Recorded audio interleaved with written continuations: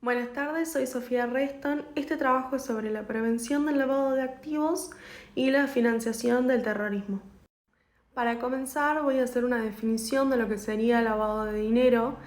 No hay una sola definición de lavado de dinero porque hay múltiples combinaciones para poder lograr este objetivo.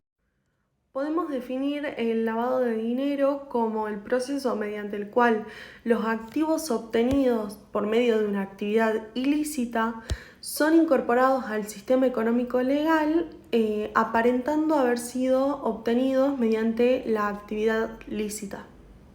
Las etapas del lavado de dinero son tres: colocación, decantación e integración, y no respetan ningún orden y tampoco es obligatorio que se cumplan las tres.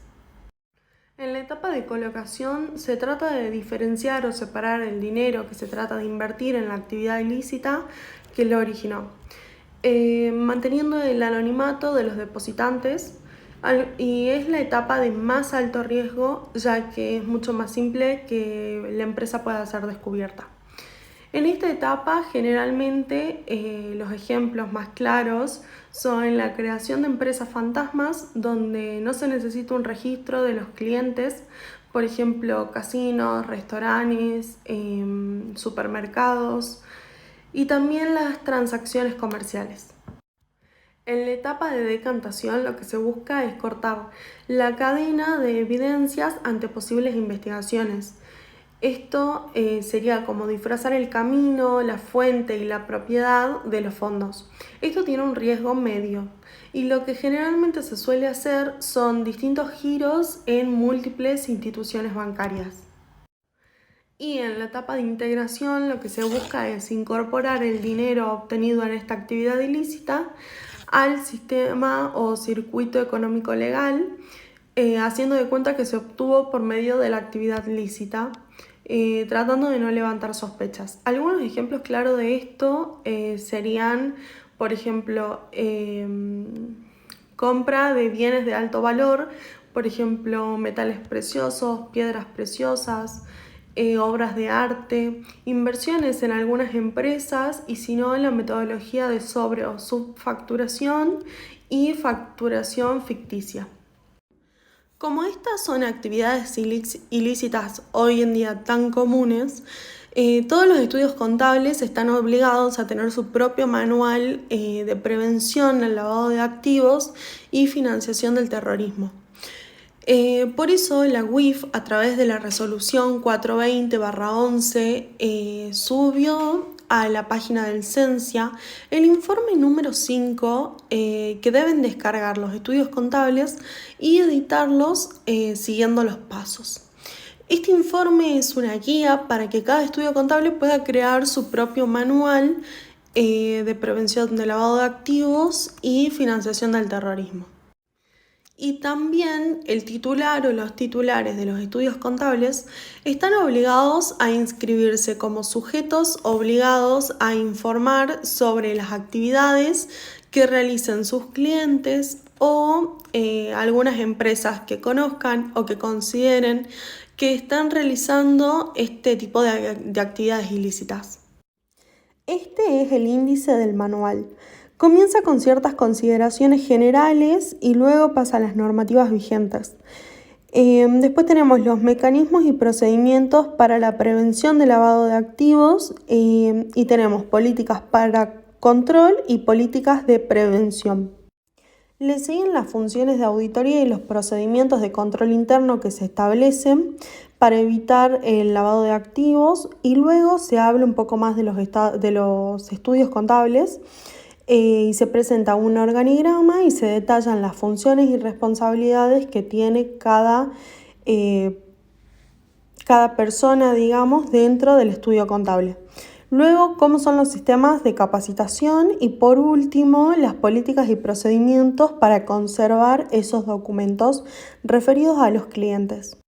Siguen las metodologías y criterios para analizar la información que se tiene sobre los clientes, y luego explica cómo son los mecanismos para poder prevenir y detectar las operaciones de estas actividades ilícitas. En los dos primeros anexos, El primero se basa en identificar al potencial cliente y el segundo en la matriz de riesgo.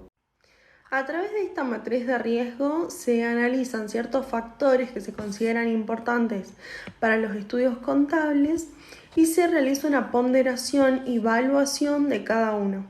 Al final se totalizan y se puede saber si la empresa es de riesgo bajo, medio o alto y de ahí si tienen riesgo bajo o medio, el estudio contable puede aceptarlos como clientes y se les envía un presupuesto.